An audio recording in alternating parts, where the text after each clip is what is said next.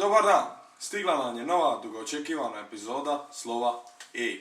Ja sam Aki. Ja sam Žako. Ja sam Šiša. Kao što znamo, danas je imendan svim anđelama i svim pribislavima. Dakle, ovu ćemo priliku iskoristiti da svim anđelama i pribislavima čestitamo imendan. Dakle, ovom prilikom ćemo svim anđelama i svim pribislavima čestitati imendan. Dakle, anđele i pribislavi sretan vam imendan. A Bože sačuvaj.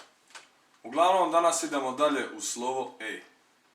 Slovo E je 9. slovo u abecedi, ali to nema veze s ničim, nego sam to tek tako ti ja reći. Ja sam mislio da ja nisam normalan. Današnja prva riječ je jednostavna riječica E. Najčešće se koristi kao pozdrav pri pozdravljanju. Ali je također veoma poslužno pomoćno sredstvo pri slušanju neželjenog monologa. Kralju, ja ti izađem iz busa, znaš. E. I stoji lik neki na stanici. I dođe ja njemu, momak, ima problema, znaš.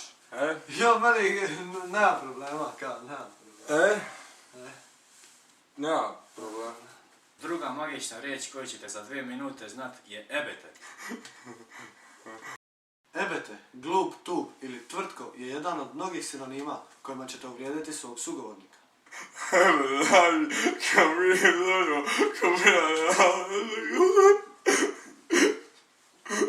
Mislili smo vam dati primjer za ebete, ali eto. Idemo dalje uz riječ ekipa. Ekipa označava skupinu prijatelja koji se vole. Zapravo se samo druže i provode vrijeme skupa.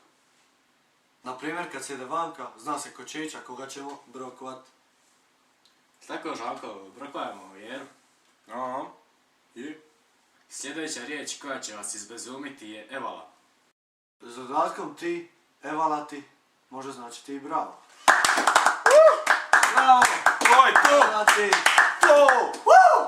A najčešće u svrhu iskazivanja poštovanja pri pozdravljanju.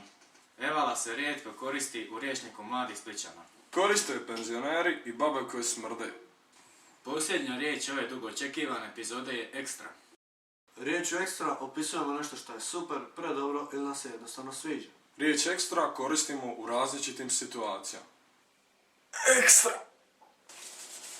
Ekstra! Ekstra! Ekstra. Šta je to bilo? Eto slovo je, je ne došlo? A gledaj ga sad. Gledajte nas opet u slov F. Ugasi kamaru!